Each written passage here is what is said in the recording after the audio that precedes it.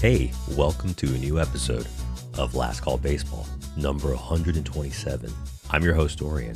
And I think like 4 or 5 years ago, there was a tropical storm Dorian going through Miami. Thankfully, it didn't cause any destruction.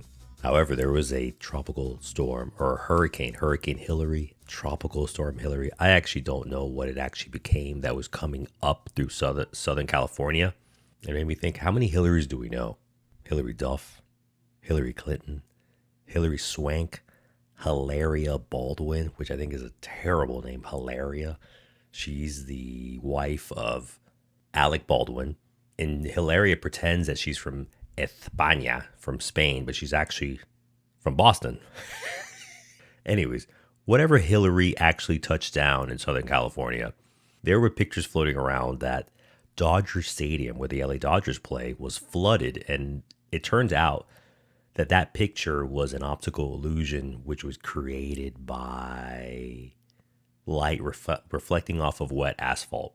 Because Dodger Stadium actually sits on a hill, like the city upon a hill. I think that was some kind of like Jesus Christ thing. So maybe the Dodgers, maybe the city of LA has Jesus on their side. Los Angeles in Spanish means the angels. Whether the Dodgers are surfing with Jesus, whether they're surfing with Hilaria Baldwin, whether they're acting with Hillary Swank, I don't know, but I do know that the Dodgers are surfing towards another National League West Division title. Here we are in August, the end of August. They're in their usual spot, atop the division, 12 games ahead of the Arizona Diamondbacks, 18 games ahead of the fourth place San Diego Padres. I'm telling you, what a letdown by the Padres and the Diamondbacks. I was so excited that the Diamondbacks were leading the National League West Division for about a good 2 or 3 months. Then they kind of faded away, and the Dodgers do their ridiculous Dodger things. The Dodgers now are 3.5 games behind the Atlanta Braves, so the best record in all of Major League Baseball. And the crazier thing is, count me as one of these. I thought Ronald Acuna Jr., the right fielder for the Atlanta Braves, had a lock on the most valuable player in the National League. Then I started reading some articles on how good former Atlanta Brave first baseman Freddie Freeman, current LA Dodgers first baseman, what a fantastic season he's having. These are ex-teammates. Ronald Acuna Jr. has had 170 hits this year. Freeman, 173. Acuna Jr. has had 30 doubles. Freeman, of course, he's the king of doubles. He's hit 48. Acuna Jr. has hit 28 home runs. Freeman, 23. Acuna Jr. has a 334 batting average. Freeman does it even better, 341. And really the only thing that separates them is the stolen base, because Acuna Jr. has 58 stolen bases so far. Freeman only has 17.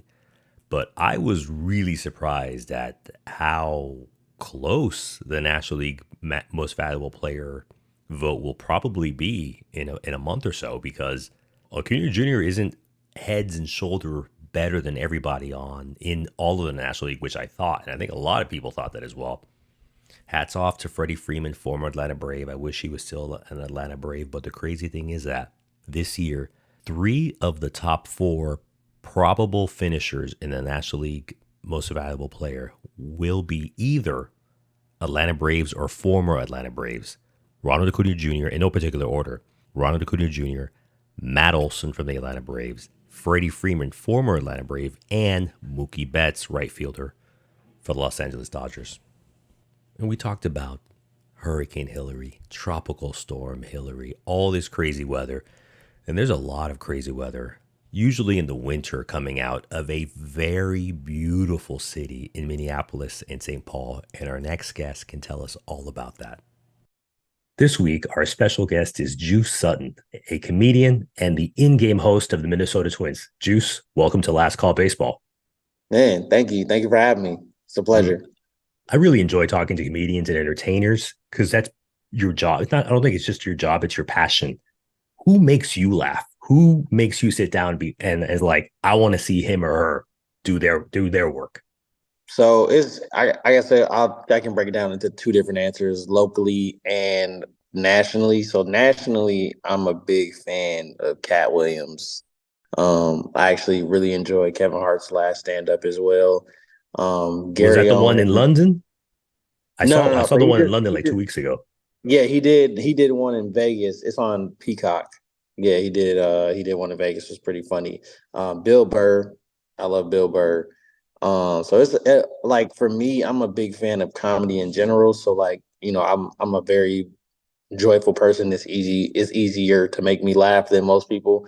Locally, I got a lot of like friends who are also in the comedy world, like Ashley Henderson, Bruce Leroy, Pierre Douglas, Elliot Verlin, and the list goes on. Kwame Anderson. There's a lot of comedians in Minnesota that are really good that are slept on as well too. So yeah, I just I love the art form, and I'll go to any comedy show. Like if I can, if I had the time, I'd go to any comedy show and just like I just love to laugh. Yeah, I love Bill Burr. I listen to his podcast every week. Yeah, Yeah, I can't believe that he comes out with two podcasts a week, which is I think is insane. yeah, it's a lot of work, and then on top of all the other stuff that he got going on, and so it was cool. He came to a Twins. It's just random. He was at the Twins game a couple weeks back, and it was cool. I got to introduce myself. And it was dope. That is super brilliant. Speaking of the Twins and Target Field, as I said at the top of the conversation, you're the in-game host of the Twins, and I think people would rather go see you than like the TC Bear, the mascot. No offense to Mr. TC Bear. How in the world did Yeah, you get such a cool job to be the in-game host for the Minnesota man. Twins? It was honestly a blessing in disguise. It was kind of it's so weird, but it's dope. Like, even when I tell this story, it's like it's so hard to believe. So I was an intern back in 2016. So my internship was actually the assistant for the in-game host who came before me, Jim Cunningham, and then Rusty is also an in-game host there.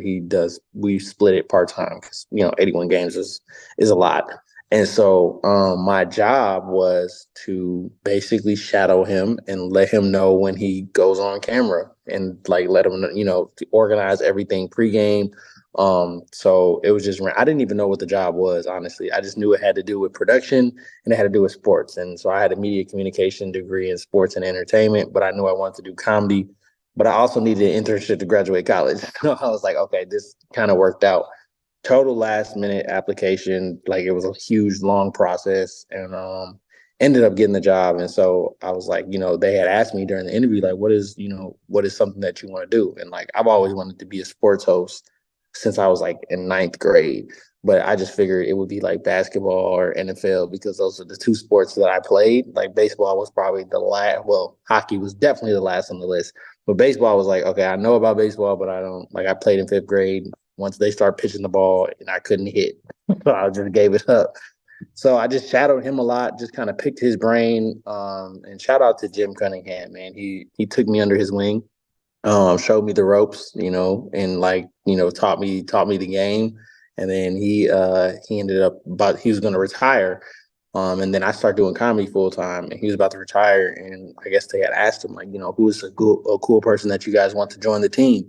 And he's like, Juice. That's not even a question. I've been mentoring him, but he's also like, doing his thing. And so, they were following me a lot with the comedy realm. And so I do clean comedy. So that kind of helped a lot too. And they saw it and they were like, oh, so I just got this random email. I'll never forget. I was eating breakfast with my dad at RJ Rich's in Mounds View. That's my favorite. That's one of my favorite spots. It's like a family pop mom and pop shop. Got the biggest omelets in the world, I swear. And like I just got this email from the production director, and he was like, "Hey, just wanted to pick your brain about your schedule and see how would you like to join the team of in-game hosts." And I was like, what? I thought it was spam. I was like, this can't be real. And I literally just was like, this can't be real. My dad was like, um, what are you talking about? I was like, I just got an email asking if I want to be one of the hosts for the Twins. And he was like, that's good news. And I was like, but this isn't real. This can't be real. Like there was no audition process. It was just kind of like, I got referred to by my mentor. And so that first season, I only did like 5 games, just kind of worked my way through. Jim ended up retiring, and then like me and Rusty ended up doing about half and half. And so, yeah, man, it was crazy, and it's just like I love making people smile and just kind of enhancing that sports atmosphere. And so it's just like coming from a place where I came from, I would have thought that I would be in a position like, entertaining thousands and thousands of people like dang near every day in the summertime. And so it's just like I always got a smile on my face. I always like to greet everybody. I always like to, just have fun. So and it kind of translate on camera too. So That's brilliant.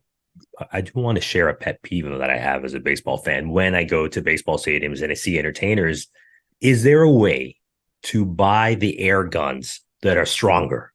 Because when I was a kid, I'd go to baseball games with family, whatever, but we would always sit up in the nosebleed sections, and yeah, those guns don't go up to section 512. yeah, They only yeah. go to section 135 or 10 or however the stadium. Now I'm fortunate enough that I can sit in the lower bowl, but up back then I couldn't do it, and it always drove me crazy that Yeah. I could never get one of those triple XL shirts that I would never wear, but it was just to say I got something free at the Just ball to game. say that you got it, yeah. Nah, man. We before COVID, we had this thing called a cannon, and the cannon shot into the upper deck. But after COVID, they kind of put it on pause.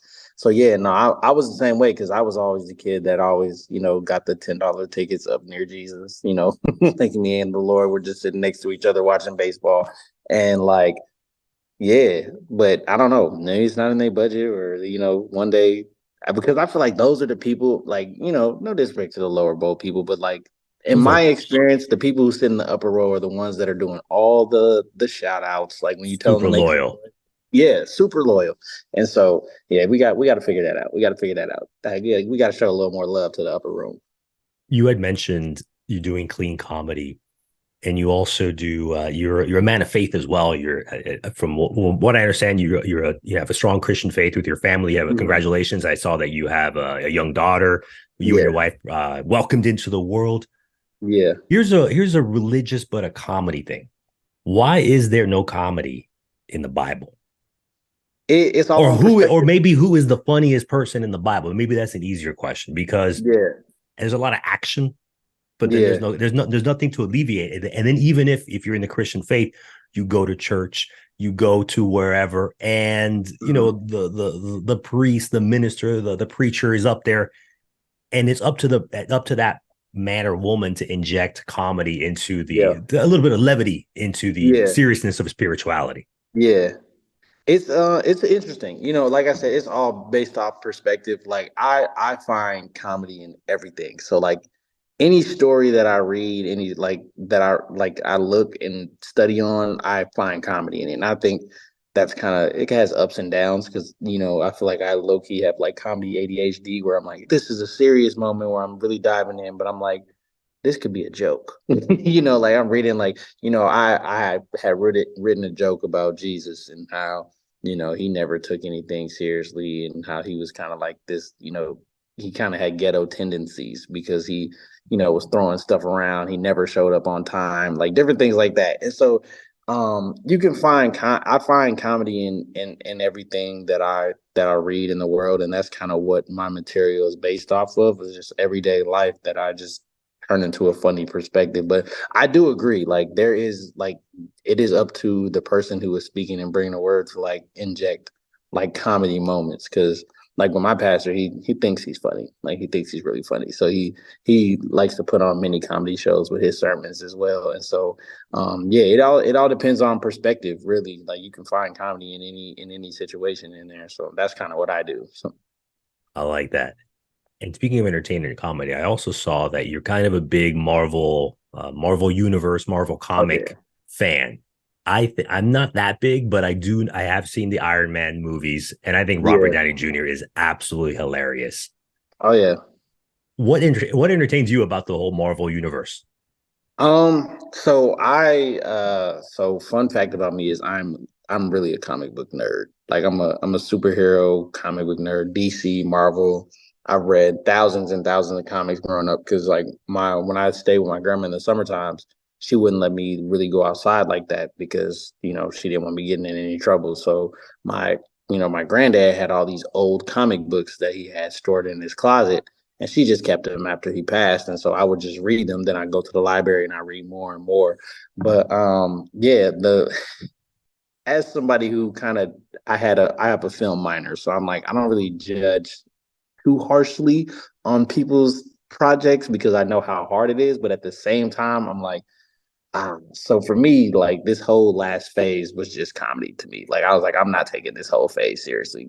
It was just, it takes a lot for me to say something was bad, but I was kind of like not a fan because I'm a big like Captain America is probably my favorite as far as the MCU goes because I just love his arc. I just love how they told his stories. Like it was really good, and so I did enjoy Iron Man. Me and my wife actually watched Iron Man 1 yesterday just because that was like the one she had never seen.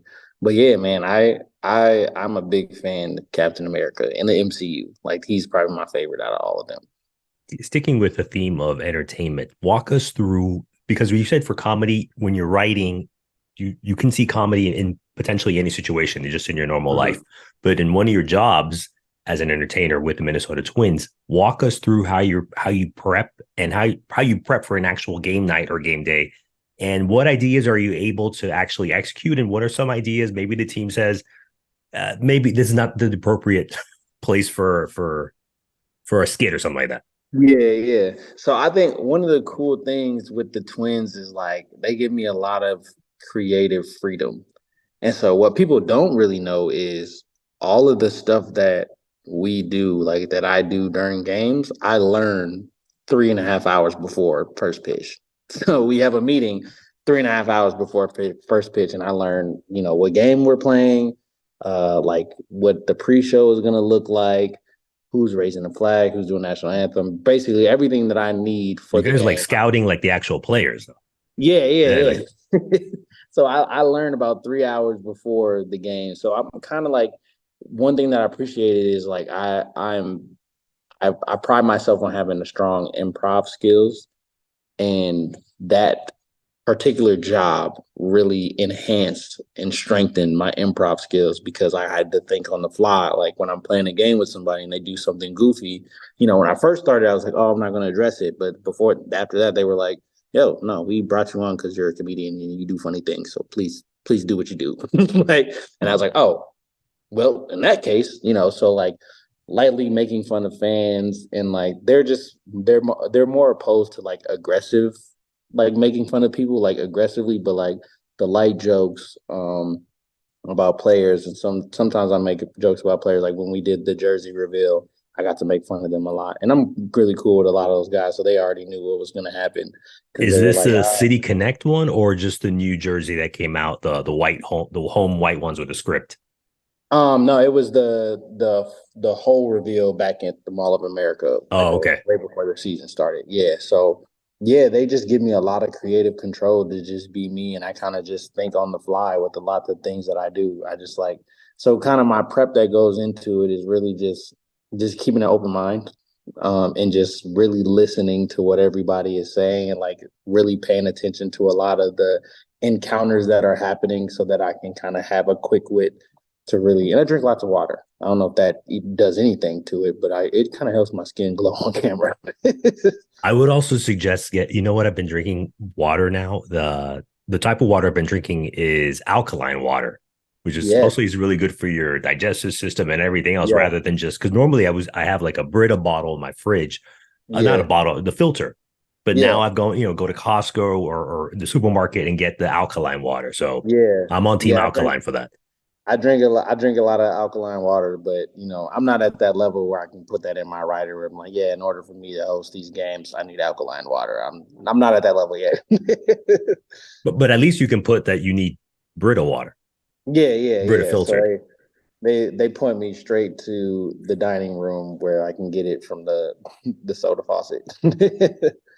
Continuing on comedy, you're saying that you like to keep it clean. What made you decide to make the conscious decision to say, I love comedy, but I don't need to go, as you had mentioned earlier, guys like Bill Burr, Cat Williams, they Mhm. are hilarious, but they also use very colorful language. And that's Yeah, not to say that you can't be very funny without using colorful language, but what was that point when you decided I want to work clean? yeah. Well, like when I first started, I was definitely using colorful language. But when I kind of got more serious about my faith, like when I like in around 2000, like 17, 18, when I started doing it full time, I just was like, I could. And it was a challenge for me because I was like, it's very easy to make somebody laugh when you're, using the colorful language. And so I was like, oh, I wanted to challenge myself. At first, it was a challenge. Like, could I do a whole set, make people laugh just as much as, people who are using this language and do it cleanly? And when I did that and it worked, I was like, hmm. And then I started thinking from a business perspective where I'm just like, okay, if I am a clean comic, I have so many other avenues that I can tap in outside of the comedy club. Because, one thing I've learned like out of all these years, I lived in LA for a while and I was doing comedy out there, but there's not many comedy clubs that people can choose from. It's not many, like they come and go all the time, especially in Minnesota. Like comedy clubs come and go all the time. But I was like, if I do clean comedy, colleges stay the same, high schools stay the same, churches stay the same. They're around for a very long time. And I was like, that can be clients that I can have recurring through all my tours. And it's like, there's so many schools, colleges around the country, so many churches around the country that I could literally tour for years and still not even tap into the full market yet. So it was kind of a faith move, but also like a business move, like saying, if I stay true to being clean, because some people they can use the colorful language, but they flip it on and off depending on the values and stuff. But I do a lot of churches, and churches do heavy research. Like they're I did a tour with a friend of mine and they dug deep into her social media and they was like, yep, we found one video where she was cussing in her stand up and we don't want her. And I was like, wow. I mean, but what Okay. happened to acceptance and loving, and we're all the same Yeah, though? yeah. And it's like, wow, but I showed you so many other videos where she wasn't, and they were like, yeah, we're not gonna do it. We don't want to take the risk. And I'm like, oh, okay. But I learned that I was like, okay, that's good to know that people do that much research. Most people don't, but there's a lot of sticklers that out there that like have shows with their kids, and they're like, we don't want to hear any of that. And it's like, well, it's not what It I do. So it almost sounds you almost it almost sounds like you have to have like a different persona. You can be Juice, but then you can also create another persona. I don't know, uh, exactly. the Squeeze, and Yeah, he could yeah, be a little bit more colorful. But it's like the yeah, Squeeze looks so much like you, but there's 350 million Americans here. I can't help if yeah. somebody else looks like me. No, for real. The squeeze will definitely be like streaming and gaming because that's when the colorful comes out when I'm on the game. Picking up on that, what is I saw that you not by the way, I want to tell everyone that not only are you're the in-game host, if and when people go who listen to this go to see a Target Field to see the Minnesota Twins, you're also the in-game host of the Minnesota Wild, which is a National Hockey League team in Minneapolis, and hmm you're also into esports. What Yeah, what's the attraction to esport? I'm not a gamer, and so it's like hard for me to like watch yeah, other people play. I'll watch you or someone else play basketball, baseball, but then to yeah, watch you or someone else play on a TV, I'm like, that's kind of weird for me. yeah. It is honestly. So that's yeah. My wife is the same way. She's like, I don't understand, but it's a multi-billion-dollar business, and so like there's different levels of it. Like for me, there's a couple of people that I watch play games only because they're hilarious when they play games. And so like people have said that I've streamed a couple of times and people have said that before. And they're like, oh, you should get into it because I think you would have a funny personality. And like, so I think a lot of people watch for the personality. Some people watch to pick up on tricks and different things like that. Like with Call of Duty, like the tournaments, I I don't understand it, but I like it because I'm hosting them now. So I'm like, oh yeah, those are fun. Those are fun. And so, but like just the energy, man, the energy in the room with those are like they treat those like it's a really a sports. They just watch these people play like Call of Duty or Madden or MLB the Show or Dungeons and Dragons, and they're just like, yeah, they like cheer like it's a sport, and they don't understand baseball, basketball, football, but these video games are like they're sports.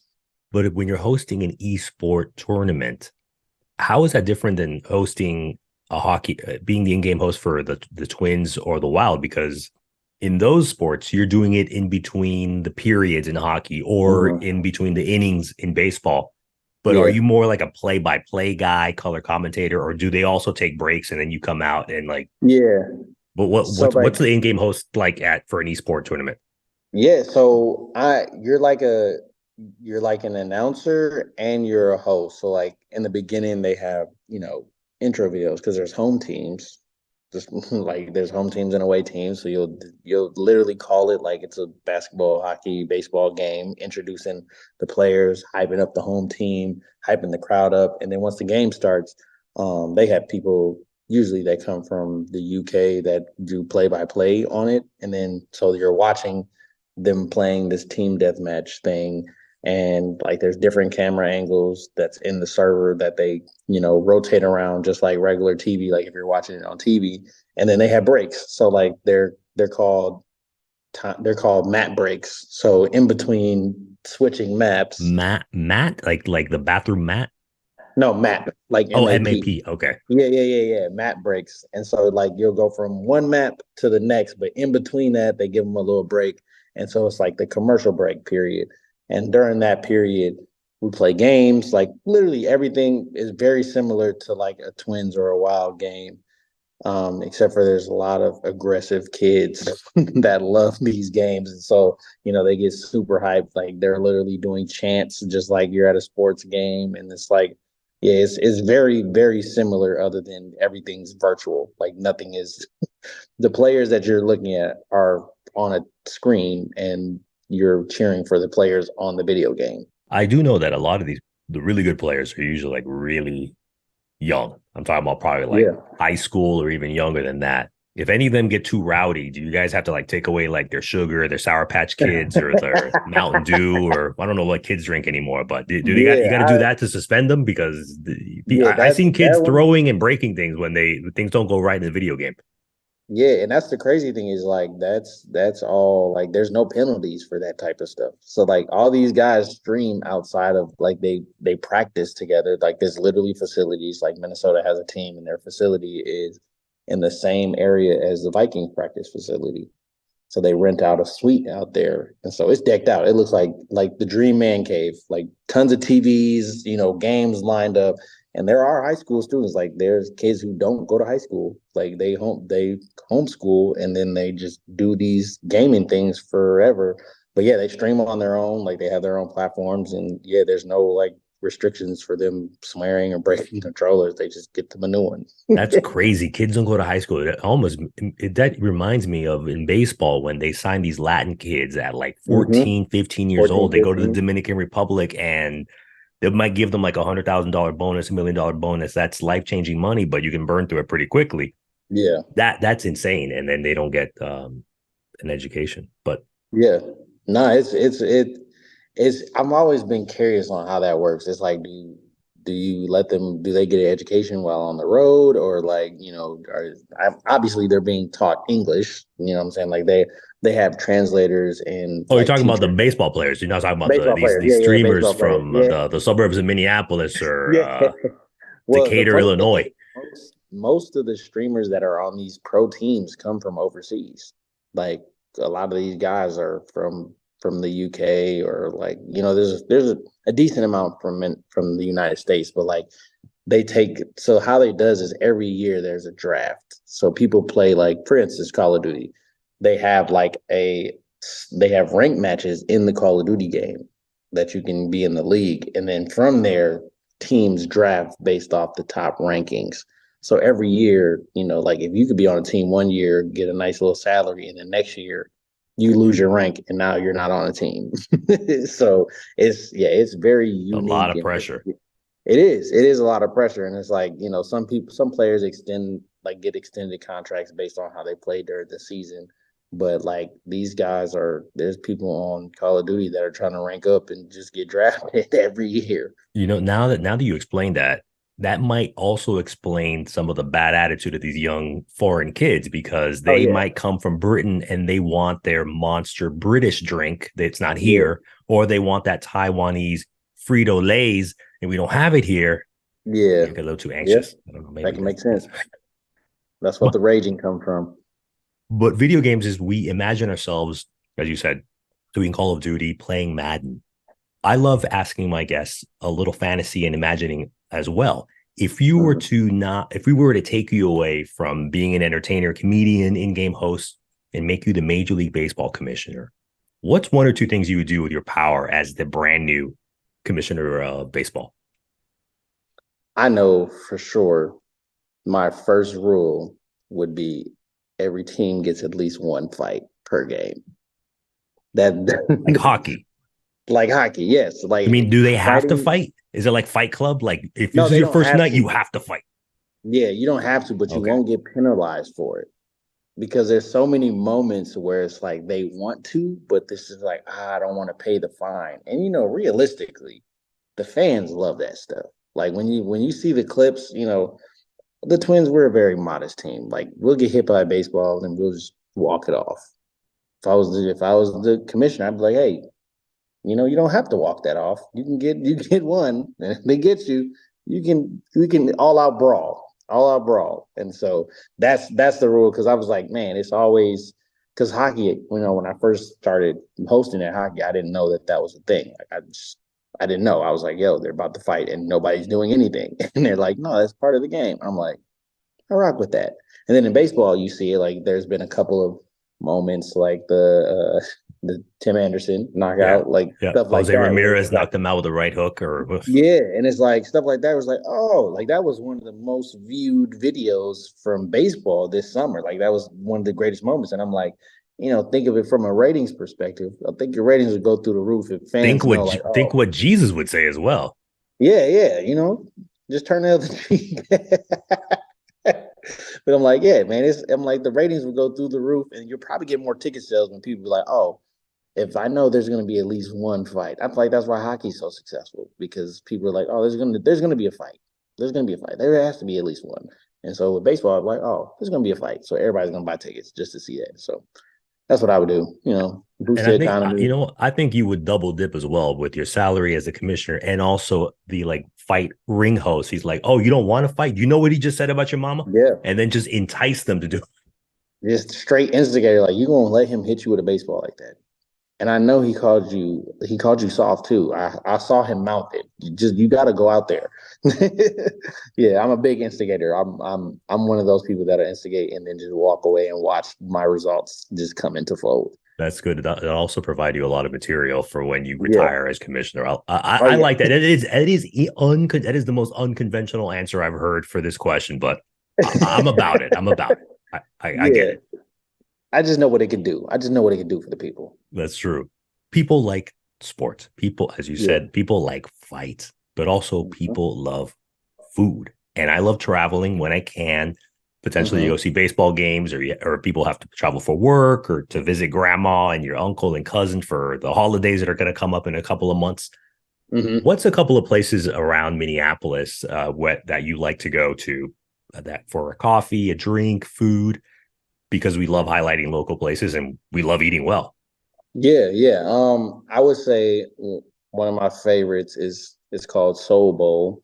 It's kind of downtown Minneapolis, right, literally across the street from Target Field in the Grays. It's like a Grays Loop area, so there's a bunch of restaurants in there. But Soul Bowl it's a soul food restaurant with vegan options as well.